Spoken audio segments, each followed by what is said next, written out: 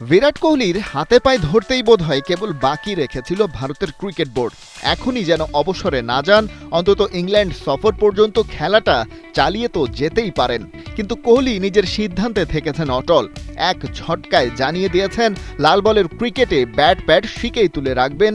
গত এক দশকে এই পুরো ফরম্যাটেরই যে অন্যরকম এক মানে তৈরি করেছেন।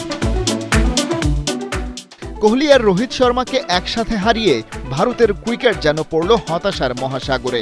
টেস্ট দলের টপ ব্যাটিং অর্ডারে বড়সড় একটা ফাঁকা তৈরি তো হলোই, তার ওপর ক্যাপ্টেন কাকে করা হবে সেটা নিয়েও ধন্দে পড়ে গেছেন বোর্ড কর্তারা। নামের ভার আর পারফরমেন্সের বিচারে জাসপ্রীত বুমরাই ছিলেন এগিয়ে, কিন্তু একজন পেসার যার নিত্য সঙ্গী ইনজুরি, এক ম্যাচ খেলে 5 ইনিংস হয়তো তাকে কাটাতে হবে সাইডলাইনেই। এই কথাটাই মনে করিয়ে দিচ্ছিলেন মনোজ তিওয়ারি। ভারতের সাবেক এই ব্যাটার এক সাক্ষাৎকারে বলছিলেন, বুমরার ফিটনেস নিয়ে যেহেতু অনিশ্চয়তা আছে, তাই সেকেন্ড বেস্ট চয়েস হিসেবে শিবমান গিলকে বেছে নেওয়াই ছিল নির্বাচকদের সঠিক সিদ্ধান্ত। তবে ওই সাক্ষাৎকারের একই প্যানেলে থাকা বীরেন্দ্র সেহওয়াগ তিওয়ারির সাথে একমত হতে পারলেন না।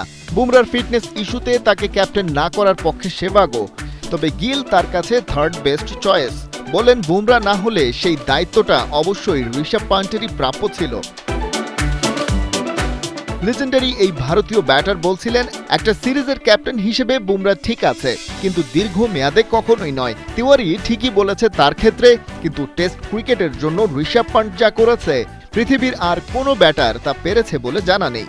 কোহলির পর সেই টেস্ট ক্রিকেটের মানে বদলে দেওয়ার ক্ষেত্রে কাজ করেছে। এত বড় একটা দুর্ঘটনার পরও ফিরে এসেছে এবং ব্যাটিংয়ে তার কোনো প্রভাবই নেই। সেই পান্টই কিনা হলেন গিলের ডেপুটি। ব্যাপারটা মোটেও মানতে পারছেন না সেহওয়াগ। সামনে কঠিন পথ, নতুন দায়িত্ব নিয়ে মাঠে নামার আগেই সমালোচনার চাপ, সেই সাথে টপ অর্ডার ব্যাটার হিসেবে এক্সপেকটেশন তো তার কাছে আছেই। প্রথম মিশনটাই ইংল্যান্ডের মাঠে গিয়ে 5 ম্যাচের ম্যারাথন টেস্ট সিরিজ। এই বাধার দেয়াল ভাঙতে হবে গিলকেই। ঘাড়ে এত কিল সহ্য করে সেটা পারবেন তো তিনি? খালিদ জামিল, ৭১।